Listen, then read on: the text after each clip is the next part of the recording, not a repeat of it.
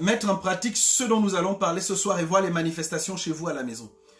La distance n'est pas une barrière, la distance n'est pas un obstacle, la distance n'est pas un problème.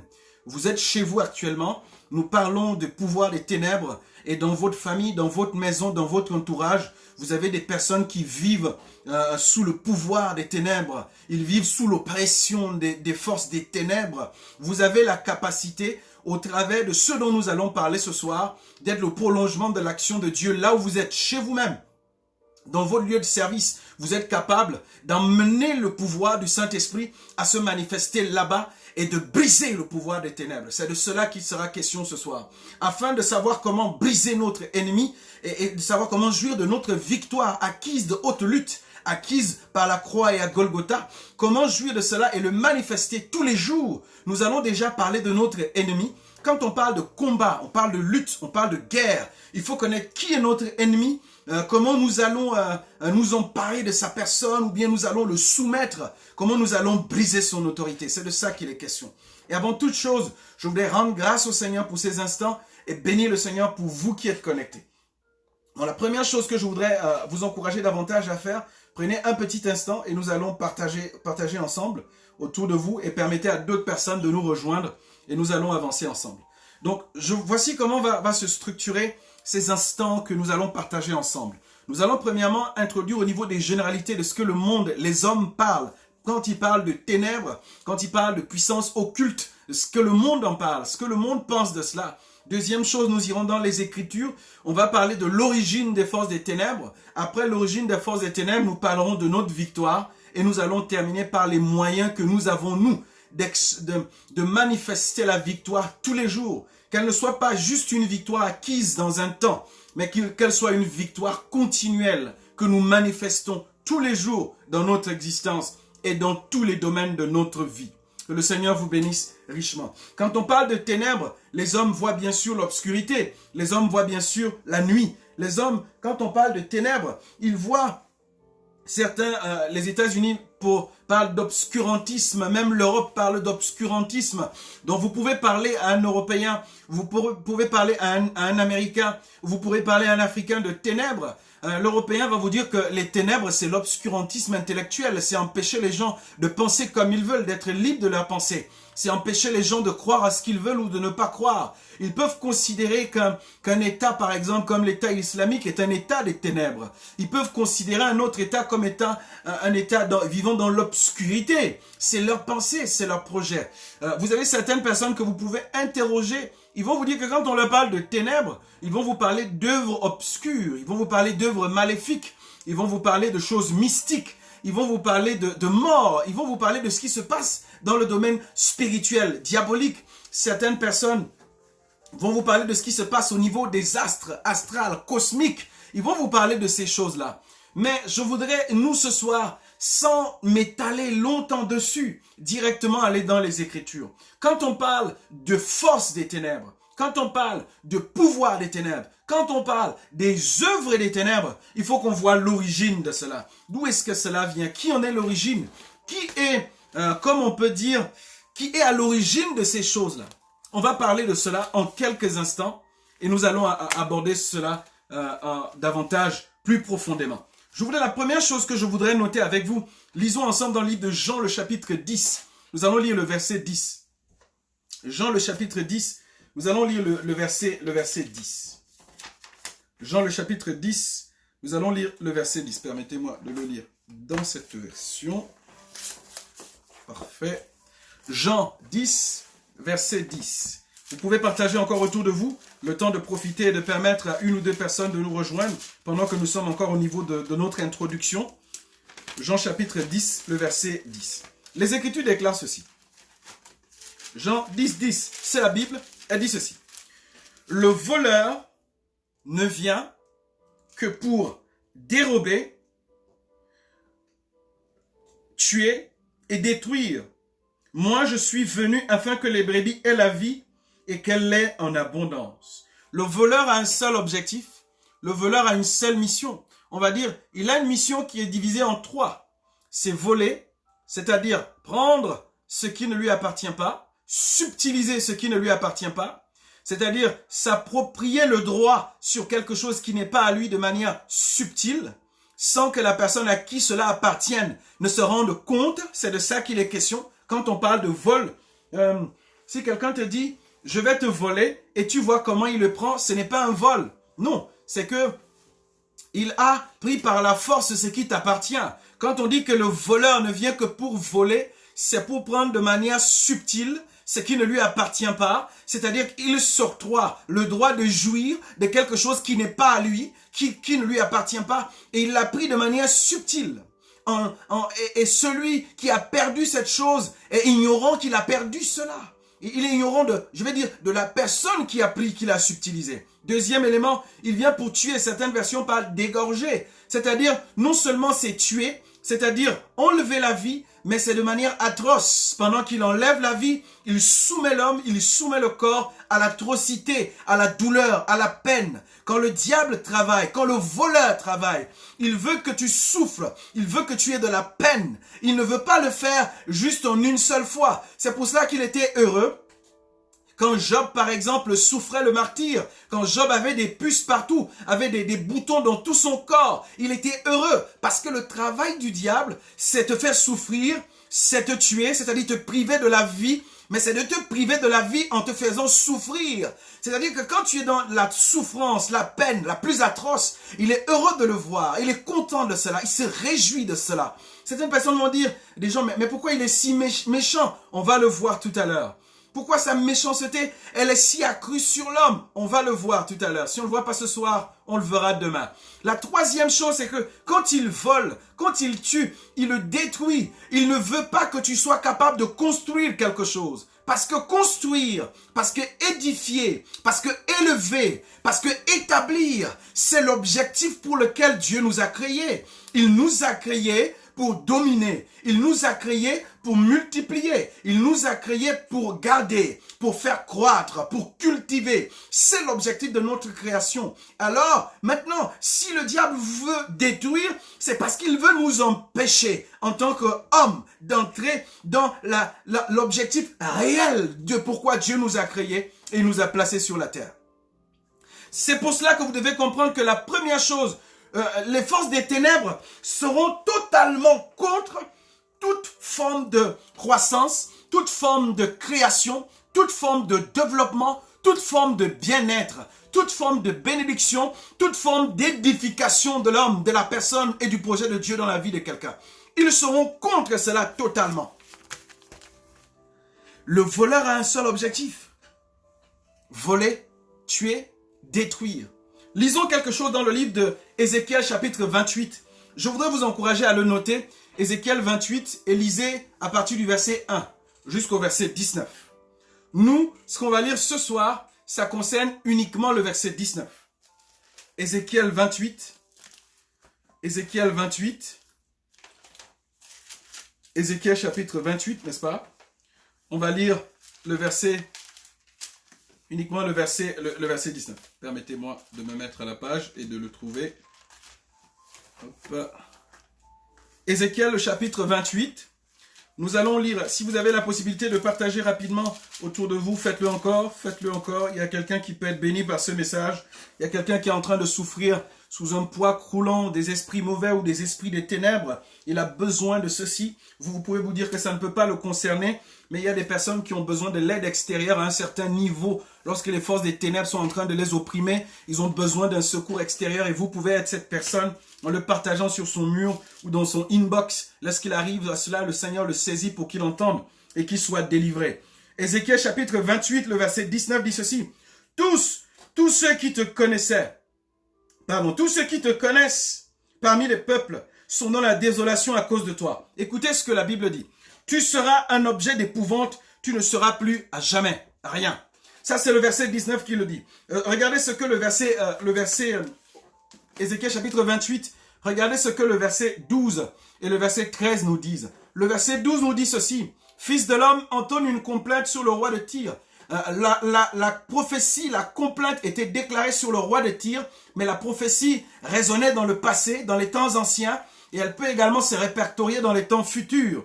Et écoutez, il dit ceci, tu mettais le sceau, on parle à Lucifer, on parle au diable, Tu mettais le sceau à la perfection. Tu étais plein de sagesse, parfait en beauté. Tu étais en Éden, le jardin de Dieu.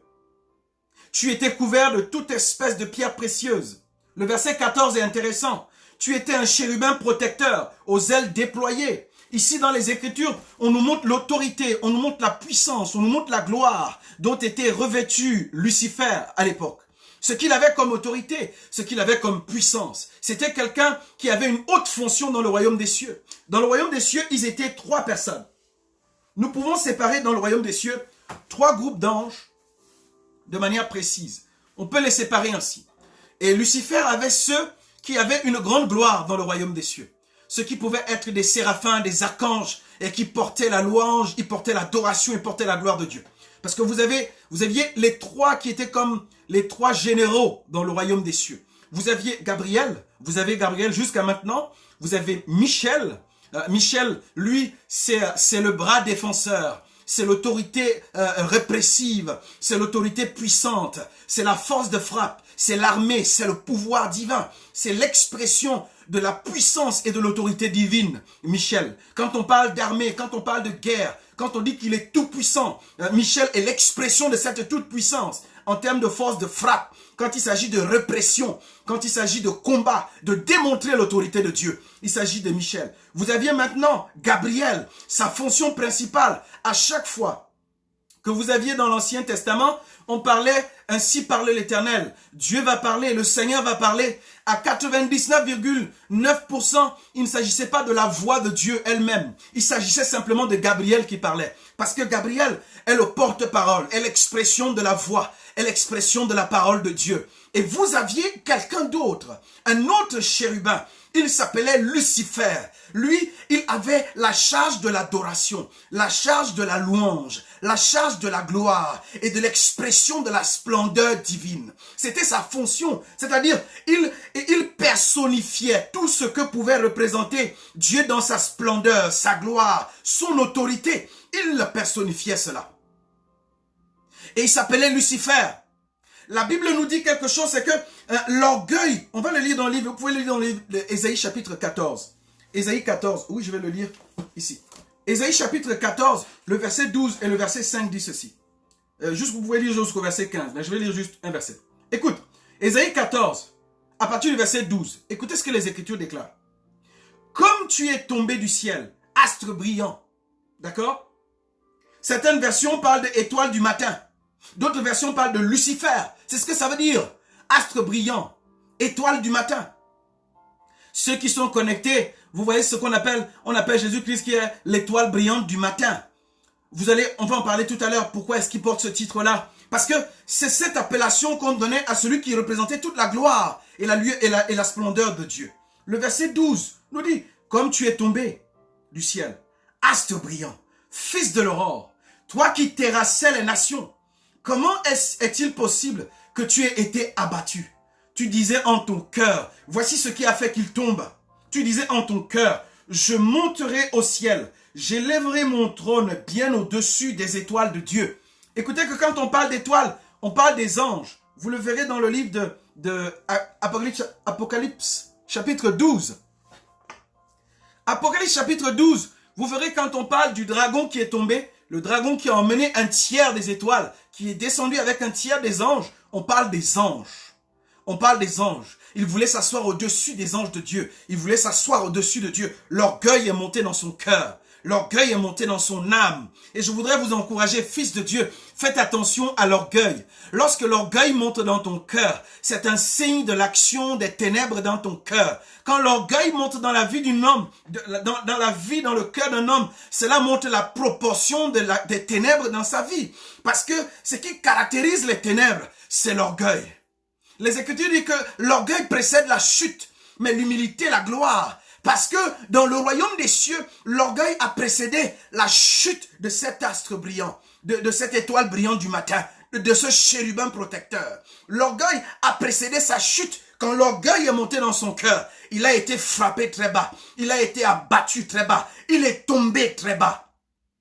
Il est descendu très bas. Faites attention à l'orgueil dans votre cœur. Jaugez votre cœur, fils de Dieu. Jaugez votre cœur, église de Dieu. Et faites attention à l'orgueil. Parce que l'orgueil est le signe du pouvoir des ténèbres dans votre existence. Un homme très orgueilleux est un homme dont les ténèbres ont envahi le cœur. Même si à l'apparence il brille, à l'apparence il est rayonnant, à l'apparence il donne, il fait ceci. S'il a de l'orgueil, les ténèbres ont enflé son cœur. Parce que l'orgueil et les ténèbres sont synonymes, parallèles, vont ensemble, marchent ensemble. Le verset 14 dit, il dit, je monterai au sommet des nuages et je serai semblable au Très-Haut. L'orgueil est monté dans le cœur de Lucifer. Il est tombé. Le verset 19 de Ézéchiel nous dit que tu ne seras plus à jamais. Tu n'existeras plus. Tu ne seras plus rien. Tu étais beau, tu mettais un saut à la perfection. En toute chose, tu étais puissant, glorieux. Mais désormais, l'orgueil est monté dans ton cœur. Tu ne seras plus à jamais rien.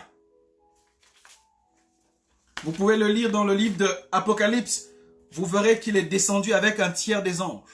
Si vous séparez les anges en disant que vous avez un groupe d'anges qui représente l'expression de la parole, ceux qui sont gouvernés, commandés, dirigés par Gabriel. Vous avez un groupe d'anges qui sont commandés par Michel, ceux qui représentent l'armée, la puissance, l'autorité de Dieu, le bras défenseur de Dieu. Et vous avez un autre groupe d'anges qui représentait la gloire, la louange, l'honneur, la célébration à l'Éternel. Vous pouvez voir cela. Il est descendu avec le tiers des anges. Une partie, il est descendu avec eux. C'est ce qui fait son armée aujourd'hui. Ce sont ceux qui sont déchus, démons. Ils agissent sur la terre. Ils travaillent sur la terre. Ils sont précipités. Ils sont tombés. Ils sont frappés au sol. Ils sont descendus très bas. Ils sont frappés au sol. Ils sont descendus très bas. Et je voudrais dire aux chrétiens, aux fils de Dieu, n'ayez crainte et n'ayez peur de Satan. Je ne l'appelle plus Lucifer aujourd'hui, parce que Lucifer veut simplement dire astre brillant, veut dire étoile brillante du matin. Il n'est pas une étoile brillante du matin. Il n'est pas un astre brillant, c'est un astre déchu. C'est un ange déchu. Il s'appelle maintenant le diable, l'ennemi, le voleur, l'accusateur des frères. Il accuse l'église. Il accuse les chrétiens, il accuse les hommes de Dieu. Il passe sa journée à accuser, à accuser, à accuser. Et je voudrais t'encourager à le noter. Colossiens chapitre 2, le verset 15 nous dit une chose. Que l'acte dont les ordonnances nous condamnaient, l'acte dont les ordonnances nous accusaient, ce qui était pour nous une accusation, l'acte dont les ordonnances nous accusaient et nous étaient contraires, a été cloué à la croix. Ça veut dire que l'œuvre de l'accusation du diable a été clouée à la croix. C'est en quelque sorte, son bec a été cloué à la croix. Ce qu'il peut dire sur ta vie ne tient pas. Dis-lui que tes actes d'accusation ont été cloués à la croix. Tu n'as aucun droit d'accusation sur ma vie. Même tes accusations n'ont aucun droit de jugement sur ma vie. Satan, même tes accusations n'ont aucun droit de jugement sur ma vie.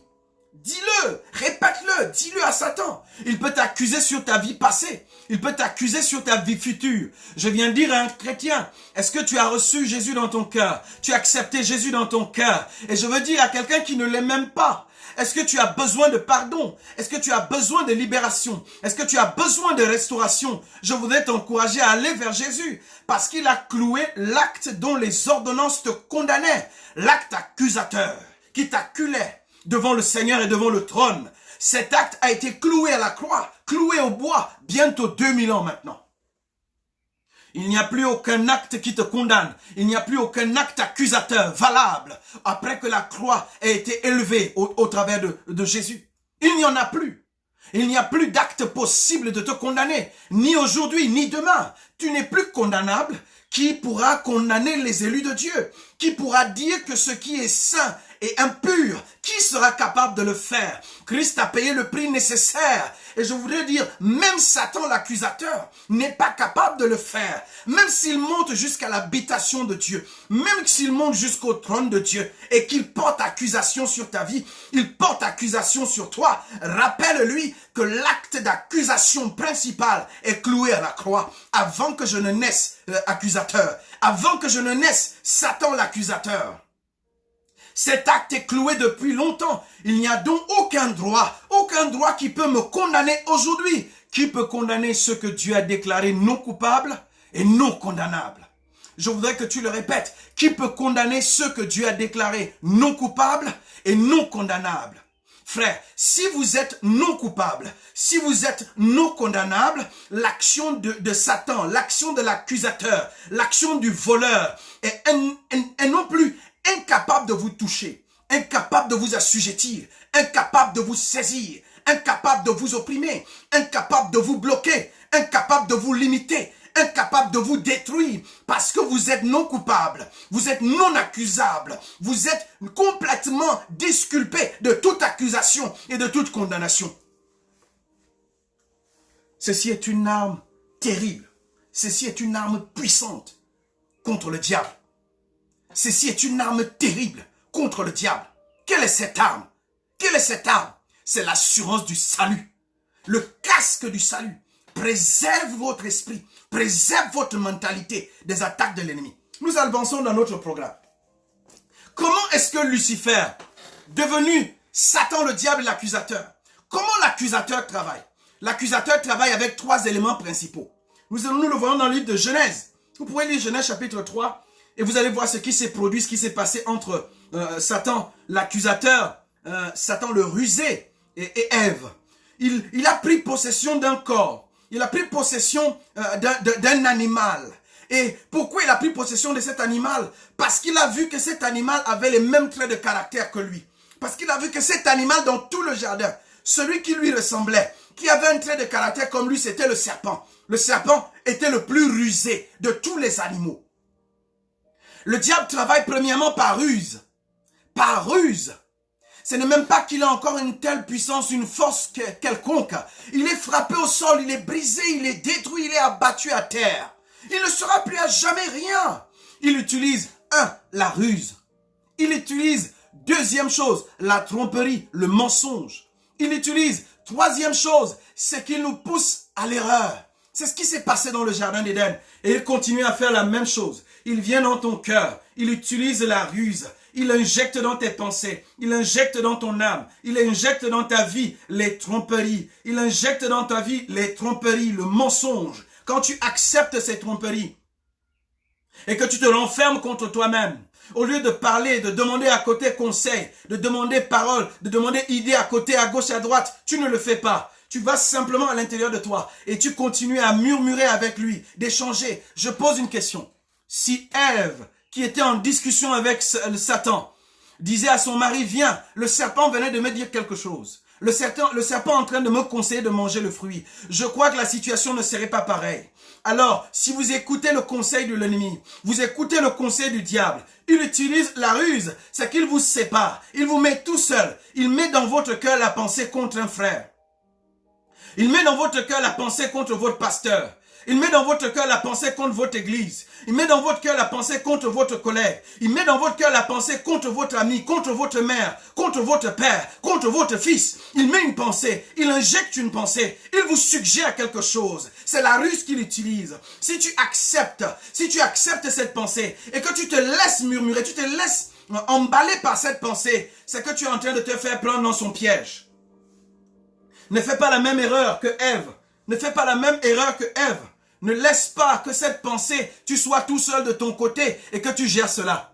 Si on te dit quelque chose, le diable te dit quelque chose contre un frère, contre une sœur, ne murmure pas seul de ton côté contre lui. Va le voir, va lui parler et dis-lui, j'ai eu telle pensée contre toi, j'ai eu telle idée contre toi, j'ai eu telle personne qui m'a dit ceci contre toi. Limitez, coupez le flot, de la tromperie, coupez le flot de la tromperie dans votre cœur, dans votre pensée.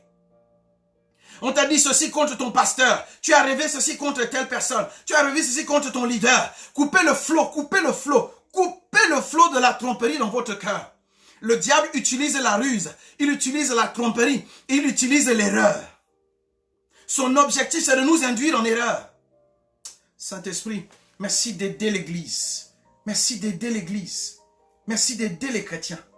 Pour que nous ne cédons pas aux tromperies et aux ruses de l'ennemi, aux ruses de Satan. Le diable aura toujours besoin d'un homme pour travailler.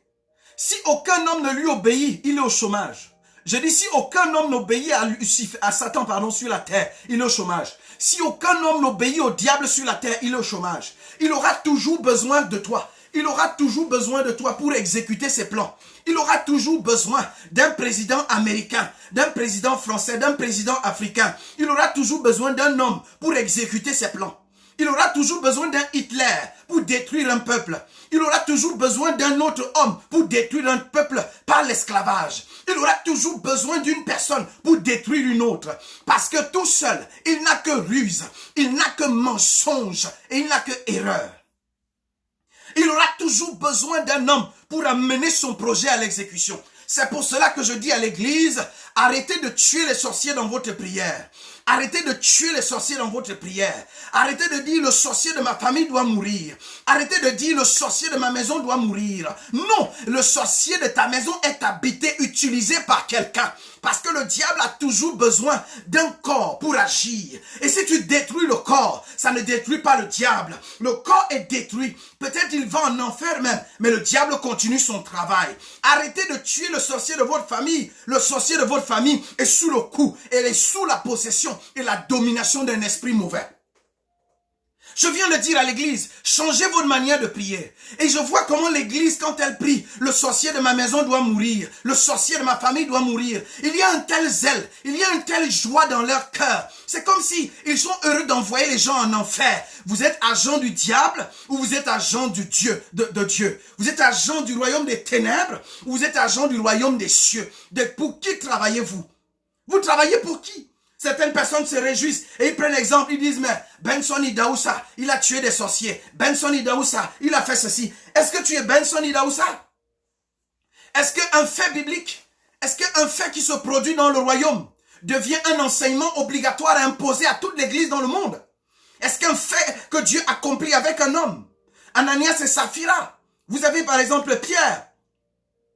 Vous avez Pierre, par exemple, qui vient devant l'autre et une personne est décédée parce qu'ils ont apporté un montant différent de ce qu'ils ont gagné, de ce qu'ils ont proposé, ce qu'ils ont dit. Vous pensez qu'un fait biblique, un fait dans l'histoire de l'Église, doit être une vérité absolue à que tous les chrétiens dans le monde y obéissent? Non, c'est une erreur doctrinale grave.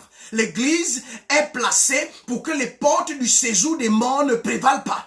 C'est-à-dire que la mort et l'enfer n'est pas de domination. Mais si c'est l'Église qui, dans sa prière, dans l'autorité divine qui lui a été confiée, qui envoie les gens en enfer, alors ça donne la victoire à l'enfer sur l'Église. Il faut comprendre cela. Vous, Église du Seigneur, personne ne nous a donné autorité d'aller envoyer les gens en enfer. Ça s'est passé avec un serviteur de Dieu. Gloire à Dieu. Ça s'est passé avec lui. N'en faites pas une doctrine à enseigner et n'en faites pas un style de prière à enseigner. Ça devient un dogme. Pour Benson Idaoussa, ça peut être une vérité. Pour Benson Idaoussa, c'est un fait. Pour l'apôtre Pierre, c'est un fait. N'enseignez pas cela comme doctrine indiscutable à toutes les églises. Ça devient un dogme. Et vous emmenez les gens à la perdition en leur enseignant d'appliquer obligatoirement un fait. Que ce soit un fait biblique, que ce soit un fait historique dans l'évolution de l'Église. Nous ne sommes pas mandatés à tuer les sorciers. Nous sommes mandatés à sauver les sorciers, à délivrer les sorciers de la sorcellerie. Nombre ne dit-il pas que la sorcellerie ne peut rien contre Jacob et l'enchantement contre Israël? Mais pourquoi vous voulez tuer le sorcier parce qu'il est sorcier? Parce qu'il détruit ta famille. Pourquoi tu ne te lèves pas pour détruire l'esprit de la sorcellerie, le libérer, le séparer de cela? Nous avons reçu autorité de Dieu de délivrer les hommes, de délivrer les peuples, de libérer les captifs, de rendre libre l'opprimé, de rendre libre le possédé. Nous avons reçu autorité et pouvoir au nom de Jésus-Christ de Nazareth. Je vous encourage, Église de Dieu. Arrêtez de courir dans l'erreur. Arrêtez de courir dans l'erreur. Arrêtez de courir dans l'erreur. Certaines personnes sont capables aujourd'hui d'aller dans leur village et prendre le nom des gens dans leur village et dire ça c'est le sorcier de ma famille. Pasteur, il faut prier pour lui, pour qu'il meure. Il faut prier pour lui, pour qu'il meure. Il faut prier pour lui. Non, priez pour lui pour qu'il donne sa vie au Seigneur. Si vous aviez déjà vu quelqu'un qui se répand de la sorcellerie, qui est à un niveau mystique élevé, il se répand de la sorcellerie, il a une telle bénédiction pour l'Église. Il est une telle bénédiction pour l'Église. Il est une telle ressource pour l'Église. Il est une telle ressource pour l'Église quand il devient fils de Dieu. Parce que quelqu'un qui était déjà avancé dans la secte, dans la franc-maçonnerie, quelqu'un qui était avancé par exemple dans la Rose-Croix, il est une telle ressource pour l'Église quand il revient. Et vous tuez de telles personnes qui peuvent être potentiellement demain après-demain de forts et de bons serviteurs de Dieu et servants de Dieu. Église du Seigneur, je vous encourage. Arrêtez de tuer les sorciers de votre famille. Priez pour qu'ils soient sauvés. Priez pour qu'ils soient délivrés. Vous avez reçu le pouvoir. Luc chapitre 10. Luc chapitre 10. Lisons le verset 19. Nous avançons. Je vais évoluer dans mon programme. Luc 10, 19. Je vais lire. Permettez-moi de lire, s'il vous plaît. Luc 10, 19. Ayant parlé de l'autorité de Satan, ayant parlé de son pouvoir, de ce qu'il était capable de faire, ayant parlé de ses moyens d'action, qui sont la ruse, le mensonge, la tromperie, et nous induire en erreur. Parlons maintenant en Luc chapitre 10, verset 19, de votre pouvoir, de notre pouvoir. Luc 10, 19. Les Écritures disent ceci. Voici, je vous ai donné le pouvoir. Voici, je vous ai donné le pouvoir. Dieu dit qu'il vous a donné le pouvoir. Jésus dit, voici, je vous ai donné. C'est-à-dire, ce pouvoir, je vous l'avais donné quand je vous ai créé. Vous l'avez perdu quand vous avez accepté d'obéir à Satan. Et maintenant, je suis parti et j'ai accompli le devoir. J'ai payé le prix nécessaire. J'ai repris le pouvoir. Tout pouvoir m'a été donné sur la terre, dans le ciel, dans l'univers, partout. J'ai récupéré le pouvoir. Et il dit maintenant, voici, je vous le redonne le pouvoir. Ce n'est pas que, oh, Saint-Esprit, aide-nous. Ce n'est pas que je dépose ici. Ce n'est pas que je le range ici. Ce n'est pas que je le garde ici. Ce n'est pas que je le mets juste à votre disposition. C'est que je vous le donne. Ça veut dire que je perds mon droit d'exercer ce pouvoir. Je renonce à mon droit d'exercer ce pouvoir. Et je vous confie la capacité d'exercer ce pouvoir. Ça veut dire que si moi, Jésus, j'ai un pouvoir sur Satan, j'ai un pouvoir sur l'ennemi, j'ai un pouvoir sur les forces des ténèbres, je renonce à ce droit et je vous donne ce pouvoir afin que vous exerciez ce pouvoir. Je me tiens à distance et je vous observe et je vois ce que vous allez faire du pouvoir. Qu'est-ce que vous allez faire du pouvoir? Quand quelqu'un est en train de manifester parce qu'il a un esprit mauvais qui l'habite, vous tremblez? Vous avez peur? Qu'est-ce que vous faites? Est-ce que vous savez qui réside en vous? Savez-vous qui habite en vous? Il vous a confié, il vous a donné le pouvoir. Je voulais dire quelque chose. Je vous dis quelque chose. Quand on parle de force des ténèbres, il s'agit des forces du diable, des forces de Satan. Satan est le seigneur des ténèbres. Un étudiant me posait une question aujourd'hui pendant le cours, qu'il y a un prophète qui enseigne que Dieu est le seigneur des ténèbres. Est-ce qu'on peut dire que c'est ainsi? Parce que comme il est seigneur au-dessus de tout. Non, on ne peut pas dire qu'il est seigneur des ténèbres. Parce que en Dieu, il n'y a ni ombre de variation, ni ténèbres. Quand il apparaît quelque part, c'est le Dieu de la lumière. Quand il atterrit quelque part, les ténèbres disparaissent. Celui qui est le Seigneur des ténèbres, c'est-à-dire celui qui règne dans l'obscurité, celui qui règne dans les choses cachées, celui qui règne dans les choses non louables, celui qui règne dans les choses obscures. Il s'agit de Satan, Lucifer. Satan le diable. C'est de lui qu'il s'agit. Il s'agit de Satan le diable qui règne dans les ténèbres. C'est le Seigneur des ténèbres. Écoutez, les Écritures nous disent que, nous allons voir tout à l'heure, Éphésiens chapitre 6. Nous allons lire le verset 12. Le diable ne peut pas agir, quitter directement les ténèbres et venir de lui-même et de son propre chef, atterrir, agir sur la terre. Parce que sur la terre, ce n'est pas sa juridiction. Il n'a pas juridiction, autorité d'agir sur la terre. Il n'a pas l'égalité d'agir sur la terre. C'est pour cela qu'il utilise la ruse pour te tromper et t'induire en erreur et que tu acceptes volontairement le suivre. Quand tu acceptes volontairement le suivre, cela lui donne la légalité pour agir. Il n'a pas de légalité. Il n'a pas le droit d'agir. Il n'a pas pouvoir pour agir. Il n'a pas autorité pour agir ici sur la terre. Nous les hommes, la terre a été créée pour nous. C'est notre autorité. C'est notre droit ici. c'est notre espace d'expression, c'est notre lieu de domination, c'est notre lieu de croissance, c'est notre lieu de multiplication, ici sur la terre, ici dans les airs, dans les étoiles, dans l'univers. C'est notre espace d'expression. Et non celui de Satan. Et non celui du diable.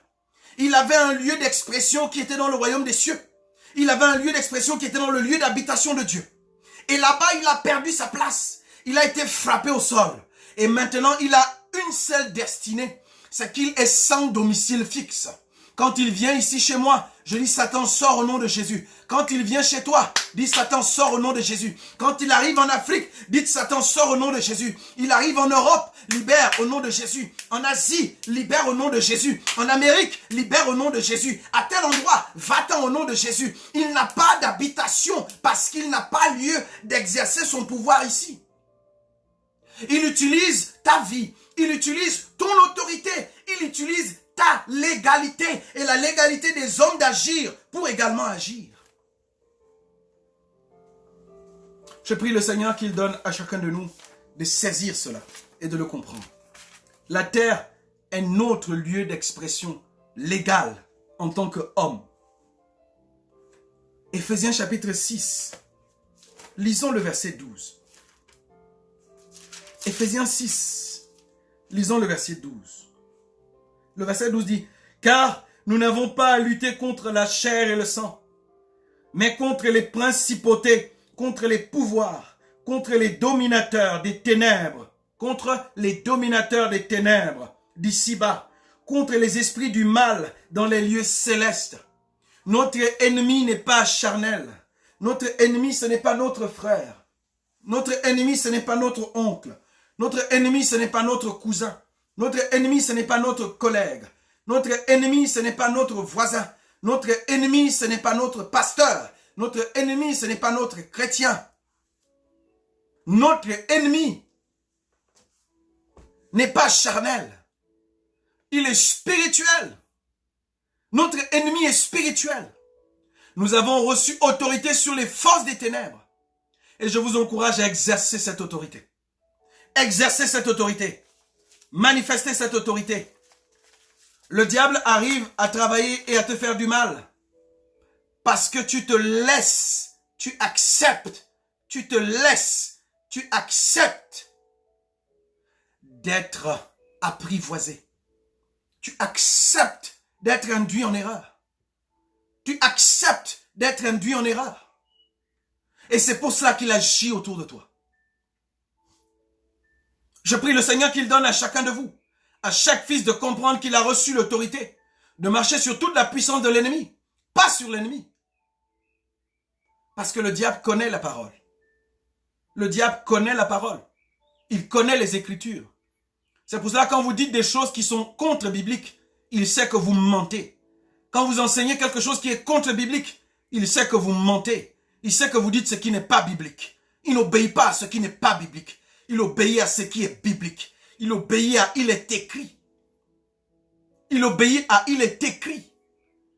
Il n'obéit pas aux pensées de la chair. Il n'obéit pas au raisonnement de la chair. Il obéit à « il est écrit ». Et « il est écrit » a dit « tout pouvoir vous a été donné. Je vous donne le pouvoir de marcher sur les œuvres de l'ennemi et sur les scorpions, les serpents, sur toute la puissance de l'ennemi. Rien ne peut vous nuire. » Désormais, déclaré au nom de Jésus-Christ de Nazareth. Et la Bible dit, à la mention du nom de Jésus, à la mention du nom de Jésus, quand son nom sonne, quand son nom résonne, les genoux fléchissent. Quand son nom sonne, quand son nom retentit, les genoux fléchissent. Toute langue confesse que oui, il est Seigneur, oui, il est Dieu. Je déclare au nom de Jésus-Christ de Nazareth, dans votre existence, dans votre vie, dans votre ministère, quels que soient les compartiments, quels que soient les lieux, quelles que soient les parties où Satan, ou le diable, ou les démons avaient action encore d'agir dans votre existence. C'est peut-être une action de blocage, une action de limitation à l'exaucement des prières. c'est peut-être une action d'envoûtement, c'est peut-être une action d'oppression. Vous vous sentez oppressé, vous sentez votre vie peser sur vos épaules, comme un poids qui vous surpasse, un poids que vous ne pouvez plus porter, comme un manque de joie, un manque de paix. Vous sentez dans votre cœur un dégoût même de la vie. Je commande à toute main invisible, toute main diabolique d'être brisée maintenant au nom de Jésus-Christ de Nazareth. Soyez libérés. Et que tout poids, tout fardeau lourd sur vos épaules, lâche prise maintenant au nom de Jésus-Christ de Nazareth. Pendant que je suis en train de prier, confesse, déclare-le maintenant, que tout poids, tout fardeau lâche prise maintenant au nom de Jésus-Christ de Nazareth. Il s'agit de cela. Dans le nom de Jésus, nous avons la victoire et tout pouvoir nous a été donné. Je vous rappelle, Église du Seigneur, quand vous acceptez les pensées de l'ennemi, quand vous acceptez de recevoir ses pensées, quand vous ruminez ses pensées, il va vous avoir. Il a eu Ève parce qu'elle a accepté de l'écouter, parce qu'elle a accepté de ruminer ses pensées, parce qu'elle a accepté de regarder ce qu'il lui disait sans partager à quelqu'un à côté et parler à quelqu'un. Il a eu Ève.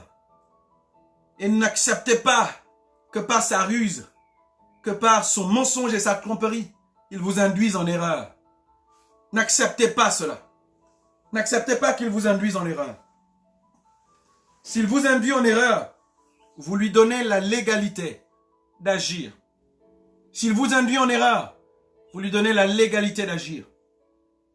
Ce n'est pas penser qui est un péché. Certes, on dit penser en omission, penser en parole, penser en action, péché en pensée, pardon.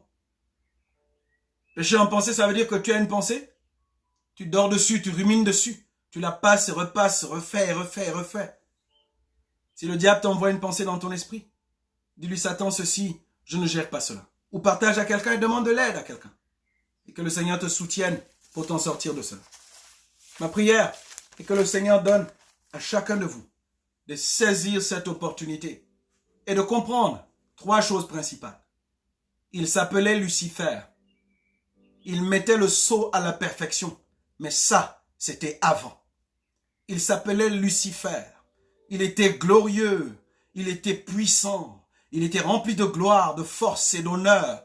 Mais ça, c'était avant. Il s'appelait Lucifer. Il était l'étoile brillante du matin. Tous les matins, il démontrait la fidélité de Dieu. Il démontrait la gloire de Dieu. Les anges l'honoraient parce qu'il était la clarté, la lueur du matin. Il démontrait la splendeur de Dieu. Mais ça, c'était avant. Et il s'appelait Lucifer. Il avait tout ce qu'il faisait réussissait. Tout ce qu'il faisait était puissant. Tout ce qu'il faisait marchait. Les gens lui donnaient gloire. Parce que en puissance, il mettait le sceau à toute chose. En Éden, il était un chérubin protecteur. Mais ça, c'était avant, je répète. Il s'appelait Lucifer. Maintenant, il s'appelle Satan, le diable. Satan, l'accusateur des frères. Il est tombé, il est rabaissé à terre. Il ne sera plus à jamais. Il ne reprendra plus jamais cette position d'autorité. Il a perdu cette place. Il a perdu cette position. Mais toi, tu ne perdras jamais la tienne. Tu es assis dans le Seigneur. Assis dans le royaume, à la droite de Dieu. Tu es assis et ton autorité est éternelle. Ta gloire est éternelle. Ta puissance est éternelle. Tu es fils d'un royaume dont le sceptre est un sceptre d'équité, de justice et dont la royauté durera toujours. Satan a perdu son pouvoir, a perdu son autorité. Il n'a que ruse, mensonge et erreur. C'est tout ce qu'il a. Il ne peut même pas nous attaquer. Il rôde autour de nous. Accepte. Lorsque quelqu'un accepte qu'il entre dans son cœur, et là, il peut nous toucher. Il a la légalité d'agir. Mais je vous donne le pouvoir. Les Écritures disent, je vous donne le pouvoir de marcher sur les scorpions, sur les serpents, sur les œuvres de l'ennemi. Je voudrais que dès ce soir, dans ta vie, dans tes finances, dans ton existence, dans ta santé, dans tes projets, dans ta famille, commence à déclarer, commence à dire qui tu es en Christ et ce que Dieu t'a donné comme pouvoir. Exerce ton autorité de fils. Exerce ton autorité de fils. Exerce ton autorité et le pouvoir que tu as par le nom de Jésus. Quand on me dit que tel est sorcier dans ma famille, c'est-à-dire il tue les gens. Quand je vais en Afrique, quand je vais au Cameroun, je ne manque pas d'aller dans mon village. Certaines personnes ont fui leur famille. Certaines personnes ont fui leur village. Certaines personnes ont fui de chez eux. Parce qu'il y a des gens qui tuent là-bas. Parce qu'il y a des gens qui font ceci là-bas. Si vous êtes chrétien, vous êtes fils de Dieu, vous avez reçu le pouvoir. La Bible, ce ne sont pas des fables. C'est une parole qui est vivante, qui est réelle, qui agit et qui continuera d'agir. La terre passera, tout passera, mais les Écritures, la parole de Dieu ne passera pas.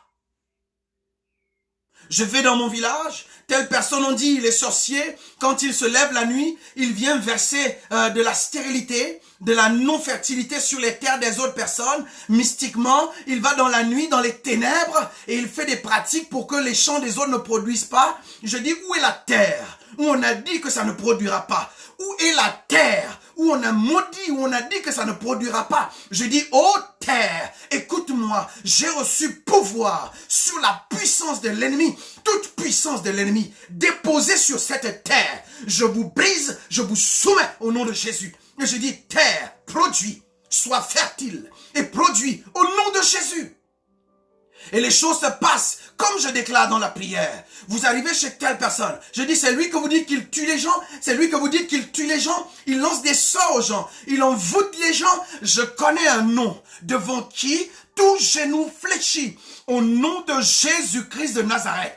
Tout genou fléchisse. Toute puissance brisée. Toute puissance renversée. Je viens te dire, toi qui m'écoutes, est-ce que tu luttes contre un sorcier dans la maison de ton père? Est-ce que tu luttes contre des activités mystiques dans la maison de ton père, la maison de ta mère? Est-ce que tu luttes contre des envoûtements? Est-ce que tu luttes contre des attaques mystiques? Est-ce que tu luttes contre des alliances anciennes que tu as contractées dans la franc-maçonnerie, dans la Rose-Croix, dans les sectes pernicieuses? Est-ce que tu es en train de lutter avec le Satan, le diable? Il te réclame. Il réclame ta vie. Il réclame ton existence. Est-ce que tu luttes avec cela? À la mention du nom de Jésus, pendant que je suis en train de parler, les chaînes sont en train de tomber. Pendant que je suis en train de parler, Satan dans les hauts lieux en train de dégringoler. Pendant que je suis en train de parler, dans ta famille et dans la maison de ton père, il y ait un secouement maintenant. Qu'il y ait une destruction maintenant.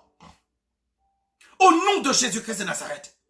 Pendant que je suis en train de parler, toute alliance ancienne qui te réclame dans la franc-maçonnerie, dans les sectes où tu as signé des alliances, où tu as signé des contrats, je suis en train de parler à la mention du nom de Jésus. Et ces alliances sont déchirées maintenant. Ces contrats sont déchirés maintenant. Au nom de Jésus, même si tu as signé avec ton sang, je déclare le sang de Jésus sur ces contrats. Au nom de Jésus-Christ de Nazareth. Même si tu as scellé cela avec ton sang, je déclare le sang de Jésus maintenant, au nom de Jésus-Christ de Nazareth. Je déclare maintenant. Peu importe les paroles déclarées. Est-ce que dans la maison de ton père, il a été dit quelque chose contre la descendance, contre les fils, contre les filles? Est-ce qu'il y a un esprit familier dans la maison de ton père qui te limite à ne pas dépasser la limite de ton père, la limite de ta mère? Tout esprit familier qui est chargé de prendre la malédiction des pères, de la communiquer aux fils, tout esprit familier qui est chargé de prendre la malédiction de la mère, de la communiquer à la fille, de prendre le célibat de la mère, le célibat du père, de le communiquer au fils en héritage spirituel. Je me tiens sur l'autorité du nom de Jésus et je parle à tous ces esprits familiers. Vous n'entendez qu'un seul langage, esprit mauvais, Satan. Un seul langage, c'est le langage de la violence. Je te commande, Satan, je te commande, esprit familier, libère la vie de ceux qui m'écoutent maintenant au nom de Jésus. Libère leur vie maintenant. Libère leur vie maintenant. Libère leur vie maintenant. Libère leur vie maintenant. Au nom de Jésus-Christ de Nazareth. Père, je te rends grâce pour ce moment. Que tout arbre ancien, planté en Europe, planté en Afrique, planté en Amérique, planté en Asie, quels que soient les arbres qui sont un point de contact où le diable a mis comme étant un centre d'enfouissement, un centre d'envoûtement. Il y a un objet qui vous appartient et qui réclame. Il y a même un cheveu qui vous réclame. Il y a même une goutte de sang qui vous réclame. Il y a même un tissu qui vous appartient qui vous réclame. Il y a même quelque chose qui vous réclame et qui dit non, nous avons droit de vie sur elle parce qu'elle-même, lui-même, a engagé cette alliance avec nous. Je dis ce soir, peu importe le lieu là où cela se trouve maintenant, au nom de Jésus-Christ, que le Saint-Esprit aille le retrouver maintenant, brûle et consume tout ce qui vous met en relation avec le monde des ténèbres, tout ce qui vous met en relation avec le monde des ténèbres, les forces des ténèbres. Je brise cela ce soir au nom de Jésus. Je détruis cela ce soir. Ceux qui sont maintenant, qui sont rappelés, qui sont réclamés par les esprits des eaux qui les poussent à un esprit d'infidélité, qui les poussent à vivre sous l'impudicité, qui les poussent à vivre dans la masturbation, qui les poussent à vivre dans la fornication, la pornographie, tout esprit des eaux qui les tient maintenant, qui les réclame maintenant, je commande au nom de Jésus, je commande maintenant qu'il y ait un brisement au nom de Jésus-Christ de Nazareth. Au nom de Jésus, toute femme, tout mari de nuit qui vient quand vous dormez avoir des rapports avec vous, qu'il soit aveuglé maintenant, qu'il ne vous retrouve plus jamais. Au nom de Jésus-Christ de Nazareth, que votre corps soit en feu pendant que vous dormez, que votre corps soit en sang pendant que vous dormez, que votre corps soit en feu pendant que vous dormez. Au nom de Jésus-Christ de Nazareth. Saint-Esprit, je te rends grâce. Je te rends grâce. Nous avons tout pouvoir sur la puissance de l'ennemi et rien ne pourra nous nuire. Nous avons victoire sur la puissance de l'ennemi et rien ne pourra nous nuire. Demain, nous parlerons des étapes et des niveaux d'action ou d'attaque de Satan dans la vie d'un homme. Il y en a 7. On va en parler demain. Les 7 niveaux d'action, d'attaque du diable dans la vie d'une personne. Nous en parlerons demain et à la fin nous allons prier également et nous allons couronner tout ceci de victoire inébranlable et éternelle. Que le Seigneur vous bénisse richement. Vous avez la victoire. Elle est entre vos mains. Elle est sur votre bouche. Déclarez-la. Dites-la. Le nom de Jésus est au-dessus de toute chose. Le nom de Jésus, plus haut que tous les noms. Que le Seigneur vous bénisse ce soir. Et pendant que nous clôturons, ne rentrez pas dans vos activités habituelles. Prenez un temps ce soir pour prier. Prenez un temps ce soir pour prendre autorité. Assez, c'est assez. Quelqu'un qui n'a pas le droit de perturber votre existence est en train de le faire. Quelqu'un qui n'a pas le droit légal, il n'a aucune autorité sur cette terre, est en train de nuire à votre existence. Prenez autorité ce soir. Parlez sur votre vie. Parlez sur votre existence. Commandez à l'ennemi de libérer, de partir. Il écoute que la violence au nom de Jésus. Que le Seigneur vous bénisse tous. Rendez-vous demain à 20h30 sur la même page. Soyez tous bénis. Amen.